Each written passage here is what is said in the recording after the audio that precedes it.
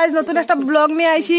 পৌষ সংক্রান্তির আগে আমার শাশুড়ি মা পিঠা বানাই দিতেছেন, কারণ হলো পৌষ সংক্রান্তির মাছ মাংস এটা বেজাল থাকে, এটার লাগে খাওয়া যায় না। এটার লাগে মা টেকনিক, নিনজা টেকনিক, তাই না কোনো ইয়ে কিতা কিতা মা কিতা পিঠা বানাই দেয় নিজে মালপোয়া বানাইতেছি। মালপোয়া বানাইতেছেন তাই। এই দেখো আমরা দিকে গ্যাস বাসাইতাম করিয়া, এটার লাগে মা চুলা তাগুন ধরছে। আমরা পিছনে একটা চুলা আছে, তো বাঙ্গার এটা, এদিকে লাকড়ি বাকড়ি রাখা হয় আর মার কাপড় মেলা। মা খোসাইন সবাই নিমন্ত্রণ করো আইবার লিগা। আপনারা সবাই আসুন, মালপোয়া যদি খেতে ভালোবাসেন তো সবাই আসুন। দেখাও অনেক কোথায় তোমার অনুভূতি কিতা, অনুভূতি দেখা দেবো।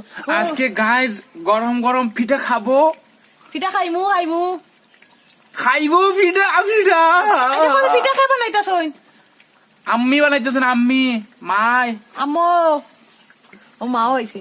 ঠিক আছে, তো গরম গরম পিঠা আইছে, চলাফেরা বইছি দেখলাম ও আর মাত্র ছোট থাকতে কিতা খামু।